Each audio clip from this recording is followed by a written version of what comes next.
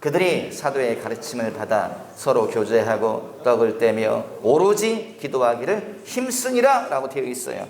여러분, 이 한 절이 정말로 부흥을 지속할 수 있는 방법입니까?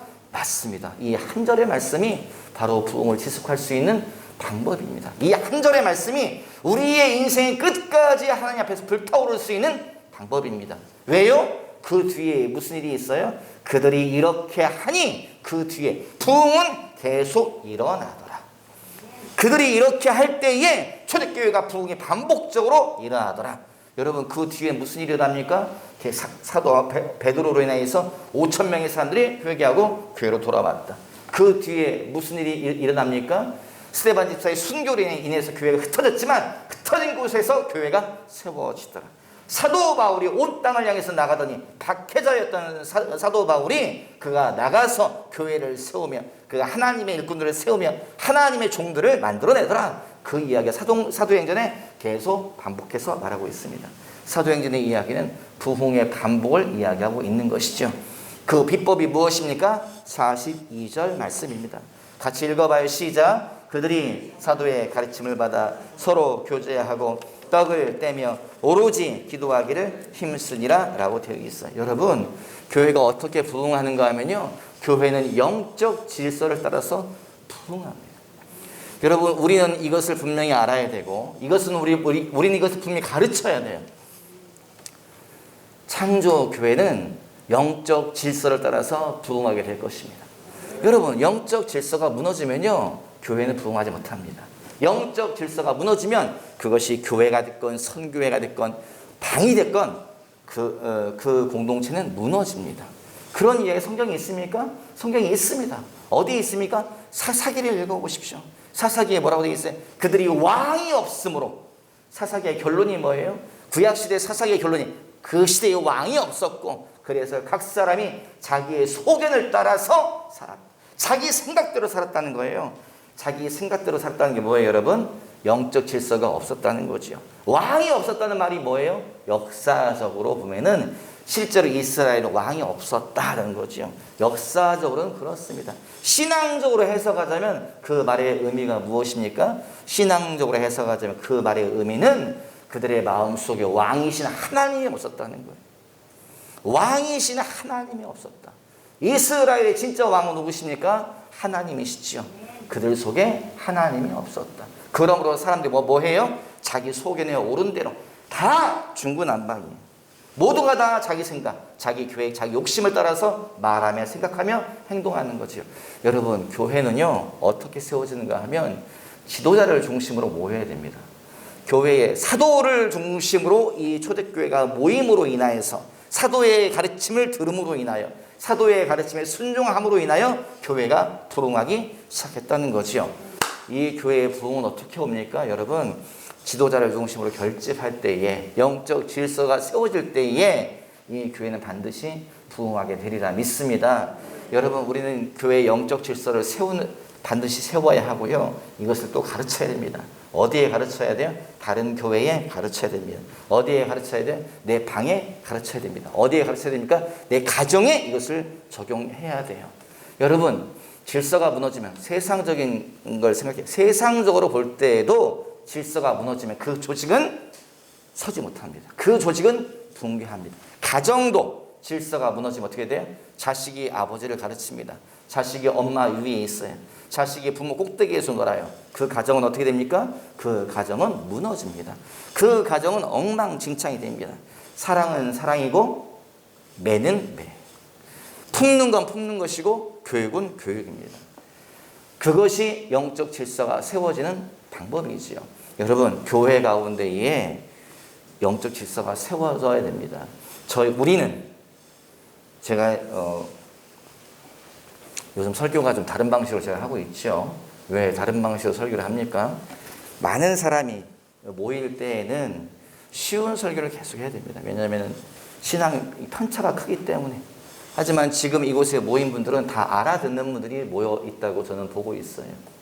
신앙적으로 어린아이가 아니고 신앙적으로 자란 분들이 이곳에 있기 때문에 좀 딱딱한 말씀, 어른들이 먹는 부드러운 우유나 부드러운 이유식이 아니고요.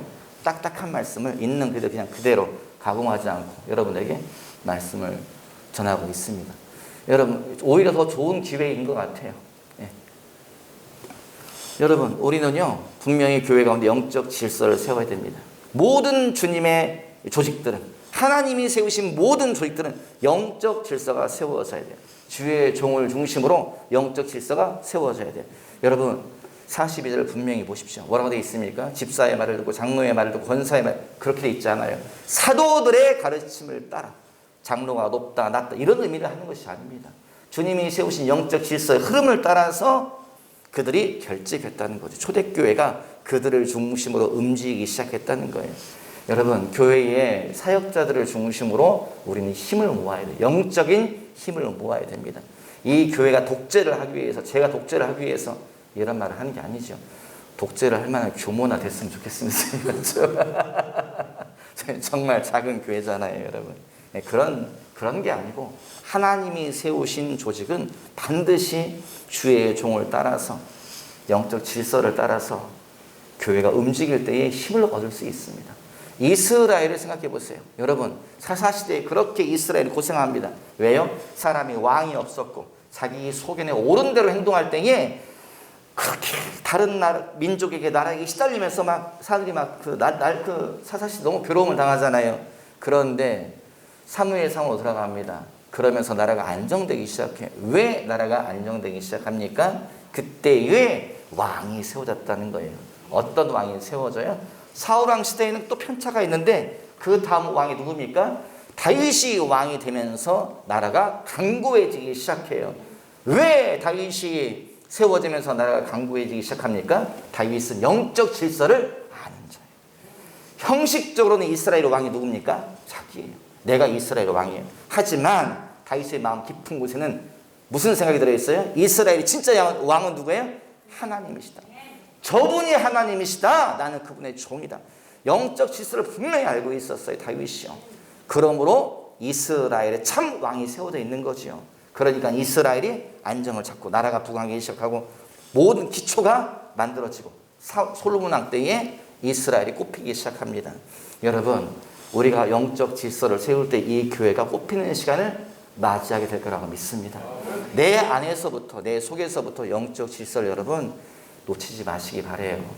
이것을 알고 뭐예요? 가르쳐야 돼요. 계속 내 옆에 있는 사람들에게, 내 자녀에게도 가르쳐야 됩니다. 제가 제 딸 유나 만나면 그런 이야기 가끔 해요. 딸아, 너는 나중에 네가 나중에 너는 주의 종도를 많이 도와라. 그런, 너는 선교사님들 많이 도와라. 가난한 사람 많이 도와야 된다. 그리고 너는 주의 종도를 많이 순종해야 된다. 여러분, 제가 왜 그런 말을 가르치겠어요? 딸아, 영적 질서를 알아야 하나님의 복을 받는다. 그러므로 너는 주의 종도를 도와라. 어떤 주의 종도래요? 진짜 주의 종도를 도와라. 이름만 주의 종. 이런 말은 너무 불편합니다만 좀 이상한 분들도 있더라고요. 그럼 진짜 주의 종, 진짜 하나님의 사람, 그들을 도와라. 재정적으로 도와라. 기도로 도와라. 마음으로 도와라. 네, 그런 의미로 제가 가끔씩 그런 이야기를 합니다. 저희 청년들에게도 그런 말을 하죠. 여러분, 우리는 영적 질서를 따라서 주님의 사람들을 도와야 되는 거예요. 하나님의 사람들과 마음을 함께하고 몸을 함께하고 재정을 함께하는 거죠. 그때에 하나님의 나라가 세워진다. 그때에 나에게 영적인 축복이 흘러온다. 그걸 기억하시고 가르치시는 저와 여러분 되시기를 당부를 드립니다. 아멘. 뒤에 뭐라고 되어 있습니까? 가르침을 받아라고 되어 있어요. 가르침을, 사도의 가르침을 받아야 되는 거예요. 여러분, 목회자의 말을 목회자에게 배워야 되는 거예요. 이 말을 뒤집어 보세요. 사도 중에 잘난 자가 몇 명이나 있습니까? 여러분, 12사도 중에 으뜸 제자가 누굽니까? 수제자가 누굽니까? 베드로입니다. 베드로의 출신지가 어디입니까? 갈릴리지요. 베드로는 직업이 뭡니까? 어부입니다. 누가 알아요? 초대교회 모든 자가 다 알아요. 여러분, 초대교회 모든 자가요, 베드로는 배움이 많지 않은 걸 알아요. 그는 서울대를 나오지 않았어요. 그는 미국에 유학 갔다 온 사람이 아닙니다. 그는 박사학위가 없어요. 우리식으로 말하자면은 그 해망동에서요 물고기 잡아 팔던 사람이에요. 그런데 그가 3,000명을 가르칩니다. 그가 5,000명을 가르쳐요. 그 중에 누가 있어요? 율법학자가 있고, 그 중에 누가 있어요? 바리새인이고, 그 중에 누가 있어요? 많이 배운 자가 있고, 학식이 많은 자가 있고, 성경에 능통한 자가 있는데 그들이 다 뭐 했다는 거예요? 베드로의 권위를 무시해버리고 베드로를 밟아버리고 위로 올라간 것이 아니에요. 그들의 가르침을 받았다는 거예요. 여러분 이게 무슨 말일까요? 좀 안 좋은 표현으로 무식한 자가 우리를 가르치는데 참고 있어라 이 말입니까? 그 말이 아니죠. 이 말의 의미는 무엇입니까? 베드로에게 누가 함께 했어요? 성령이 함께 하신다는 거예요. 성령은 누구세요? 예수 그리스도의 영이에요. 성령은 어떤 분이세요? 지혜의 영이라고 하는 거예요. 베드로가 학력이 없고 뭐가 없다 할지라도 그와 함께 하시는 성령께서 성경의 원리를 가르쳐 주신다는 거예요. 영적인 원리가 그를 통해서 나오게 한다는 거예요. 말씀의 비밀을 그로 하여금 전하게 하신다는 거예요. 그러니까 그 사람들이 다 사도들의 말에 가르침을 받으며 그의 권위에 순종했다는 거죠. 교회 안에서는 여러분 주의 종의 권위에 순종하셔야 됩니다. 주의 종의 권위에 순종하셔야 돼요. 그러면 교회가 모아지는 거지요.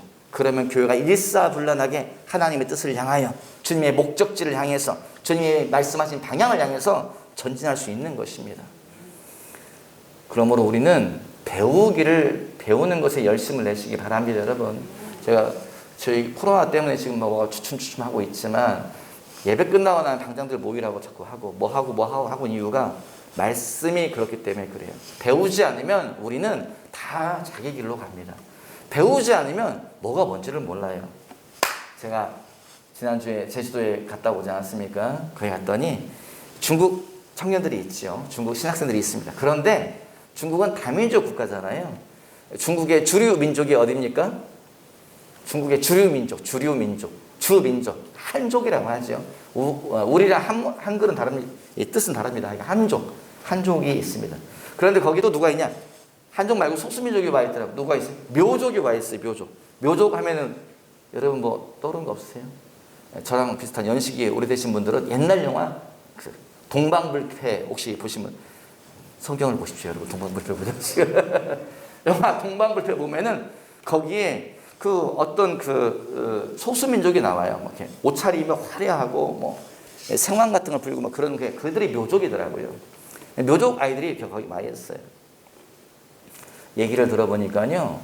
한 100년 전에 외국인 선교사가 가가지고 고산지대고 해발 2,000m, 3,000m 거기에 사는 민족인데 묘족에게 복음이 전파됐다는 거예요. 그래서 그들이 이렇게 기독교인이 많답니다.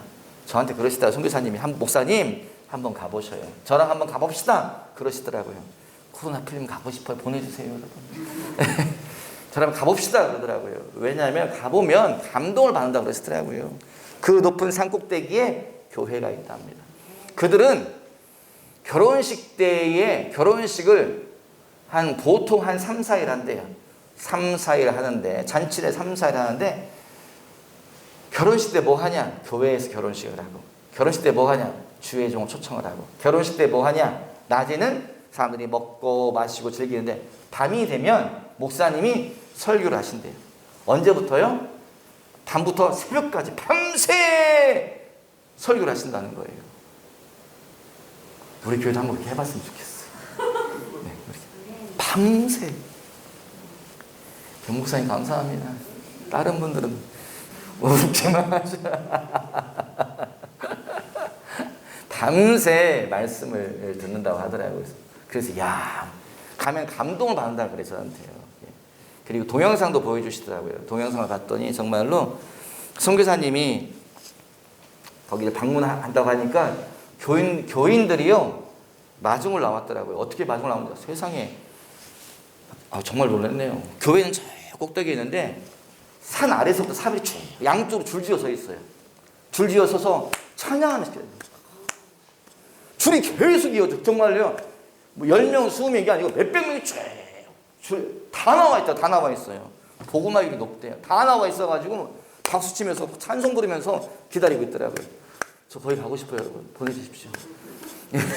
가보고 싶어요. 같이 가봐요. 저희.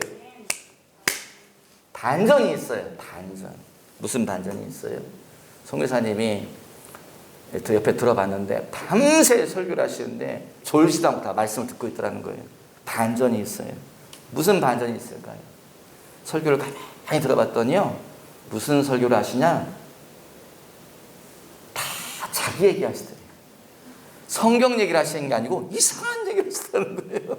깜짝 놀랐대요. 저분이 뭔가 실수하시는 거겠지, 다른 목사님은 안 그러겠지 했더니, 다른 목사님 설교 들어봤더니 성경 얘기는 하나도 안 하고 다 이상한 얘기만 하더라는 거예요. 또 그러면 다른 목사님도 안 그러겠지, 다른 목사님 또 설교하시는데 또 성경 얘기 안 하고 다 자기가 이런 경험을 했다, 제가 이런 일이 있었다, 이상한 얘기를 하시더라는 거예요. 왜 저러나 들어봤더니 알았대요. 뭘 알았냐? 목사님들이 배우지를 못했다. 말씀을 배우지 못했다. 목사님들이 성경을 체계적으로 배우지 못했다. 그러니까 다 이상한 이야기만 하는 거예요. 다 예수님을 알아. 다 주님을 찬양하는데 어떻게 알아요? 자기 방식대로. 성경과는 상관없이.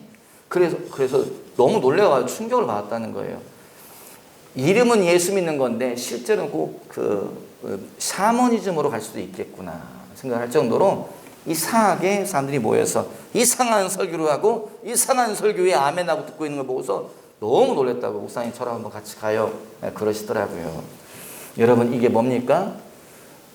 말씀의 교육이 이루어지지 않으면 우리는 이상한 속으로 흘러갈 수밖에 없습니다.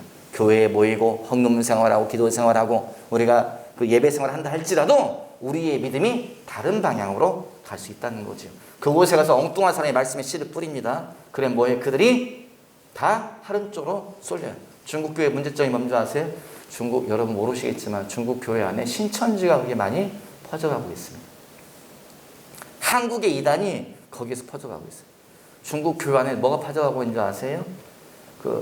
한국의 정명석이라고 하는 그 이단이 조금씩 퍼져가고 있어요. 지금 좀 멈칫했지만 해간에 퍼져가고 있습니다. 통일교가 퍼져가고 있습니다. 북한에 통일교가 먼저 들어가 있습니다. 예, 우리가 보도 듣도 알지도 못하는 이상한 이단이 퍼져가고 있어요. 여러분, 제가 무슨 영화 아까 말했죠? 동방불패 이야기했습니다.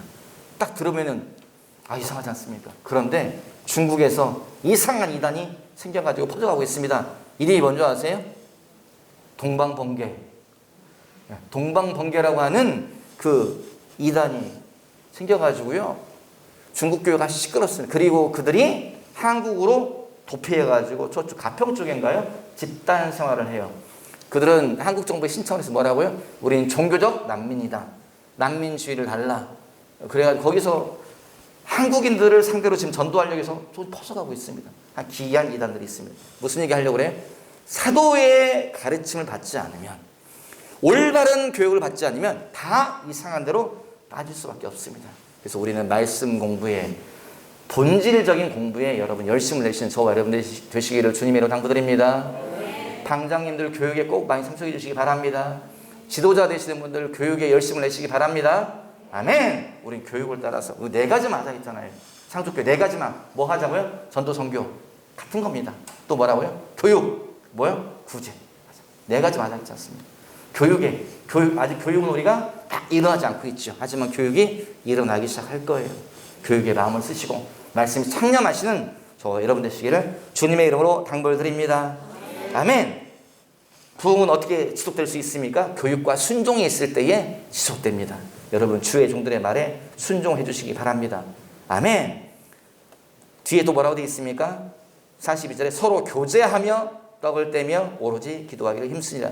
교제가 뭡니까? 여러분, 교제가 먹고 마시고 노는 것이 교제시요. 그런데 여러분, 여기서 말하는 교제라는 단어가요, 원어를 보면, 이제 원어 이야기해서 죄송해요. 성경이 원래 쓰여진, 신약 성경은 원래 고대 그리스어로 쓰여져 있는데, 이 원어를 보면, 원어가 뭐라고 되냐? 코이노니아라고 되어 있어요. 코이노니아라고 하는 말의 뜻은 여러분, 책임지다, 교제하다, 여러 가지 의미로 번역됐습니다만은, 이게 어디에서 사용되어진 단어인가? 사람 관계 속에서 보면요, 이 코이노니아라고 하는 단어는요, 동업 관계에서 사용되어진 단어입니다. 저하고 김 목사님 사업을 해요. 예를 들자면 크게 같이 사업하자. 공동 투자해요. 네가 망하면 나도 망하고, 내가 잘 되면 너도 잘 된다. 이때 사용되어진 단어가 코이노냐입니다. 또 이 단어가 어디에 사용되어졌습니까? 가족관계에 사용되어졌어요. 여러분, 피는 물보다 진하지요. 피는 여러분, 이 핏줄은 끊을래야 끊을 수가 없잖아요. 끊을래야 끊을 수 없는 관계에서 사용되어진 단어가 바로 이 교제라고 하는 단어예요. 마지막으로 이 단어가 어디에 사용되어졌냐? 쉽게 말하면 깍두기들, 검은 머리, 이렇게 검은 조직들, 거기에서 쓰여진 단어예요. 뭐예요? 야, 우리는 우리는 혈맹이야. 우리는 한파야. 죽어도 같이 죽고 살아도 같이 살고. 배신하면 뭐라고요? 끝까지 찾아가서 널 죽여버릴 거야. 근데 뭐예요? 배신하지 않으면 너희 식구를 우리가 다 책임진다. 그러한 검은 조직에서 쓰던 단어가 이 코이노니아라고 하는 단어입니다. 여러분, 교회가 서로 교제했다는 말의 의미가 뭐예요? 교회가요, 한 식구처럼 똘똘똘 뭉쳤다는 거예요. 교제했다는 말의 의미가 뭐예요? 서로가 서로에 대해서 책임졌다고 하는 거죠. 여러분, 교회가 이 뒤에 보면 이상한 이야기 나와 있지 않습니까? 서로 재산을 나누어주고 필요를 따라 나누어주고 네 것 내 거 없다고 막 이러잖아. 이 의미가 뭐냐? 성령이 임하시면 모든 것이 바뀝니다. 생각이 바뀌고 말이 바뀌고 마음이 바뀌어져 버리잖아요. 그러면 뭐 해요? 정말 내 형제처럼 느껴집니다. 정말 내 피처처럼 느껴집니다. 제가 이번에 제주도 선교 가가지고 가서 이제 말씀을 준비해서 가지요. 거기 가가지고도 또 닭 사가지고요, 카레를 해요. 방글라데시 카레, 똘까리를 해가지고 주어요. 학생들이 맛있다고 먹어요. 제가 쉬는 동안 김수남 목사님 같이 갔을 때 김수남 목사 강의하는 동안 전 주방에 가가지고 수육을 해가지고 줘요. 제가 좀 했어요. 그랬더니 선교사님이 저에게 묻더라고요. 목사님, 아유 뭘 그런 걸 하시냐. 선교사님 그러시더라고요. 뭘 그런 거 하냐고. 그냥 좀 쉬세요. 우리 애들 잘 먹어요. 그렇게 얘기하시더라고요. 제가 뭐라고 말하는 줄 아세요? 두 가지 얘기했어요. 제가 왜 이렇게 하는 줄 아세요? 그랬더니 모르지요. 돈이 남아도나? 선생님 그러시더라고요. 그게 아니고, 제가 얘기해서 뭐라고 말했냐면은, 이 학생들 나이가 제 딸 또래네요. 제 딸 얘나 나이 학생들이 앉아 있는 거죠. 그 학생들 보면요, 제 딸을 보는 것 같아요. 제 아들을 보는 것 같아요. 그래서 마음이 가서 그러는 거예요. 그렇게 얘기했죠. 믿지 않겠지만 강호, 성희, 재준이 미소 보면은 그냥 딸 보는 것 같고 아들 보는 것 같고 그렇습니다. 어려서부터 이렇게 좀, 쟤들은 저를 아버지를 생각하는 것 같지 않습니다만 저는 그래요. 그런 마음이 흘러가네요. 그래서 그게 이제 첫 번째라고 이야기했고, 두 번째는 무슨 얘기를 했는가? 두 번째는 나이 어린 학생들이지만 주의 종들, 주님이 기르신 분들이 이곳에 있다고 믿기 때문에 주의 종들을 섬기고 싶어서 제가 하는 것입니다. 자, 그렇게 이야기를 했어요. 여러분, 우리는 주님 안에서 한 형제고 한 자매입니다. 우리는 주님 안에서 한 식구입니다. 여러분, 이 말이 지금은 그냥 구호처럼 느껴지겠죠. 우리는 한 식구다. 우리는 한 가족이다. 그냥 구호처럼. 목사님이, 교회는 그런 말 하더라. 지금은 그렇게 듣겠지만 여러분, 우리 인생이 끝나고 우리가 영원한 나라 천국에 올라가면 그때는 분명히 알게 됩니다. 우리는 한 가족이구나. 아버지가 누구세요? 저 위에 계신 분이 아버지시구나. 내 형제가 누구세요? 예수님이 내 형제로구나. 자매가 누구예요? 집사님이, 백목사님이, 내 누님이네, 내 동생이네. 우리가 주님 안에서 한 형제와 한 자매로 영원한 삶을 살게 됩니다. 여러분, 그래서 우리는 이 땅에서부터 그렇게 살아가야 되는 것이죠. 서로가 서로를 책임지고, 서로가 서로에게 마음을 열고, 서로가 서로에 대해서 끈끈하게 혈연처럼, 핏줄처럼, 동업처럼, 동맹처럼 그런 관계를 갖는 것이 참 교회입니다. 지금은 너무 느슨하죠. 우리가, 이 교회가 너무 느슨하죠. 하지만 진짜 초대교회처럼 그렇게 깊이 들어갔으면 좋겠습니다. 그게 교회의 본질입니다. 그게 무슨 말입니까? 목사님 부담스러운 이야기 하시네. 교회가 어떻게 책임져? 나랑 다른데. 우린 핏줄이 아닌데. 왜 저런 얘기 하시지? 여러분, 이게 무슨 말이에요? 이 교회의 본래 모습이 이거라고 하는 이유가 무엇입니까? 교회는 땅에 있는 하나님의 나라입니다. 교회는 미리 와 있는 천국이에요. 그래서 교회 안에서부터 천국의 삶을 미리 경험하는 것이고 그 모습 중에 일부가 여기 나와 있는 네 것 내 것 없이 소유 없이 서로가 책임지면서 코이노니아를 경험하면서 살아가는 것. 이것이 바로 천국의 작은 모습이라고 하는 것이죠. 여러분 우리가 이것을 기억했으면 좋겠습니다. 마지막으로 뭐라 했습니까? 기도하기를 힘썼다. 부흥은 기도하면은 지속됩니다. 왜냐? 기도하면 성령의 기름이 계속 부어지는 것이죠. 불에다가 기름 집어넣으면 뭐합니까? 펑펑 계속 타오르고 폭발하고 합니다. 기름 떨어지면 뭐예요? 기름 떨어지면 끝이에요. 불은 기름 떨어지면, 장작 떨어지면, 연료 떨어지면 끝입니다. 그렇게 거세게 올라가던 저 뒤에다 뒷마당에 뭐 쓰레기 쌓여 있고 하여간에 뭐 건불, 남성교회에게 감사드립니다. 남성교회 회장님 나오셨지만 하여간에 허집사님이며 나이사님 감사드립니다. 다 배놓으셔가지고 너무 감사해요. 해질녘에 태웠어요. 해질녘에 어떻게 태웠어요? 좀 불 놓고 건불 딱 집어넣으니까 따다다다닥 쓰면서 확 올라가. 너무 뜨거워요. 뒤로 물러났어요. 조금 있으면 또 집어넣으면 여러분 기도가 그런 것입니다. 기도라고 하는 것은요 성령의 기름을 공급받는 것이죠. 여러분 기도할 때 교회는 계속해서 부흥합니다. 기도가 잦아들면 교회의 성령의 불은 꺼지고 기도가 잦아들면 교회의 부흥은 끝납니다. 한국교회가 왜 부흥이 잦아들었습니까? 한국교회가 왜 성령의 불이 꺼졌습니까? 기도가 점점 작아지고 있는 것이죠. 목사님이 지난 금요일에 작은 교통사고가 났답니다. 그래서 뭐 당신이 가해자는 아니고요. 다쳤대요. 천만다행이죠. 그래서 이제 그렇게 심하게 다친 건 아니라고 하시는데 그쪽에서 이제 병원에 입원했으면 좋겠다고 해가지고 병원에 입원하셨다고 하더라고요. 저는 저 이런저런 일로 바빠가지고 이동하면서 전화했더니 걱정을 하시더라고요. 무슨 걱정을 해요? 내가 병원에 있어서 교회에서 아무도 기도한 적 없어서 교회의 기도의 불이 꺼질 것 같아서 그 걱정을 하세요. 제가 뭐라고 했겠어요? 그런 걱정은 허덜덜덜 마셔요. 내가 그랬어요. 제가 새벽에 일찍 올라가지고 아무도 없는 교회에서 열심히 기도하다가 내려왔더니 그 다음에 백 목사님 오시고 그 다음에 이은경 지사님 오시고 왜? 아유 제가 정말 좋은 친구를 둔 것 같습니다. 좋은 친구 목사님. 교회의 기도의 불이 꺼질까 걱정하시는 목사님이 저 뒤에 계시네요.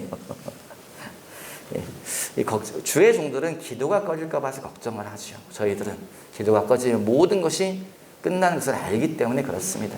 여러분 기도하면 부흥은 지속됩니다. 기도하면 성령의 불은 꺼지지 않습니다. 그 뒤는 부흥과 함께 일어난 일들이에요. 뭐 떡을 떼며 뭐 네 것 내 것 없이 살고 어쩌고 저쩌고 얘기가 쭉 이런 일들이 부흥과 함께 우리 교회에 찾아오게 되리라고 저는 믿습니다. 이런 부흥을 함께 경험했으면 좋겠습니다.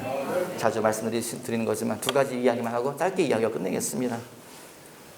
감리교회 창시자인 요한 이술레라고 하는 분이 계세요. 그분의 집을 지금도 사람들이 많이 방문하기 때문에 가이드가 그 집 소개를 한다고 하더라고요. 여기는 문을 열고서 여기는 웨슬레 목사님의 기도실입니다. 조그만 공간을 열어서 보여주는데 거기에 마룻바닥이 무릎이 구멍이 뚫려 있는데 가이드가 묻더래요. 저 구멍이 무슨 구멍인지 아십니까? 모르겠습니다 했더니 하도 무릎 꿇고 기도했어. 마루가 닳아가지고요. 너무 오래 기도해서 마루가 닳아가지고 뚫린 구멍이라고 하는 거예요. 여러분 그렇게 기도하니 그분을 통해서 놀라운 부흥이 일어나고 부흥의 불이 계속 지속되고 미국과 영국에 놀라운 부흥이 임하는 거지요. 저희가 그렇게 무릎으로 부흥을 일으켰으면 좋겠습니다. 이 교회가 백공기 목사님 만나서 이런저런 이야기 들었었는데 백 목사님이 이런 이야기 하시더라고요. 무슨 이야기 하시냐? 내가 천국에 갔을 때에 기도하다 천국에 갔을 때에 하나님이 이런저런 이야기 많이 하시는데 그 중에 하나 이런 이야기 하셨다. 무슨 이야기 했나? 아니 천국에 가는 얘기 좀 자세히 좀 해주세요. 했더니 대부분은 개인적인 거고 하나님 당신이 개인적으로 하신 거라는 거예요. 그래서 할 얘기가 별로 없는데 그래 내 이 얘기는 해줄게 하시더라고요. 뭐라고 말씀하시냐? 주님이 그 목사님에게 은사를 주시면서 이렇게 말씀하시더라고요. 너는 말씀 공부 많이 해라 그러시더래요. 너는 말씀 연구 많이 해라. 아니 은사가 있으면 다 된 거 아닌가? 신유의 은사, 예언의 은사 이 마음에 말씀 없이 일할 수 있을 것 같은데 주님이 이렇게 말씀하시대요. 목사님에게. 내가 너를 오래 쓰고 싶다. 내가 너를 오래 쓰고 싶으니 말씀이 없으면 오래 쓸 수가 없다. 내가 너를 오래 쓰고 싶으니 너는 말씀 공부해라. 목사님, 백목사님 그 집에 가면요, 책이 많이 꽂혀 있어요. 그리고 당신이 막 그 혼자 말씀을 묵상하고 정리한 것들이 책으로 묶은 것들이 여러 번이 있어요. 왜 이렇게 말씀 공부 많이 하냐고. 말씀 없이는 안 돼. 항상 말씀 없이는 안 돼. 말씀 없으면 다 끝이야. 은사는 도와주는 거야. 본질은 말씀이야. 계속 그러시길래 왜 저런 얘기 하시나. 나라면 그냥 예언의 은사 있어 그걸로 그냥 살 것 같은데, 신유의 능력이 있어서 살 것 같은데. 주님이 말씀하셨다. 내가 너를 오래 쓰고 싶다. 그러니 너는 말씀 공부 많이 해라. 그럼 내가 너를 오래 사용하겠다. 주님이 약속했다는 거예요. 여러분, 우리가 읽었던 첫 번째 뭐라고 되어 있어요? 사도들의 가르침을 받으며 교육의 마음을, 말씀 공부의 마음을 뒀다는 거죠. 상족교회가 하나님의 말씀의 마음을 둠으로 인해서 부흥을 일으키고 부흥을 지속시키는 저와 여러분 되시기를 주님의 이름으로 당부드립니다. 기도하죠. 살아계신 아버지요, 주의 말씀 함께 읽고 나누게 하심에 감사합니다. 주의 말씀만 남게 하여 주시고 이 교회를 새롭게 하여 주시고 나를 새롭게 하여 주시고 나와 듣는 자들 다 새롭게 하여 주시어서 이 시대에 성령의 아버지 하나님 불타는 막대기로 쓰임받는 우리 한 사람 한 사람 다 되게 도와주시옵소서. 감사하며 축복하며 예수님의 이름으로 기도하였사옵나이다.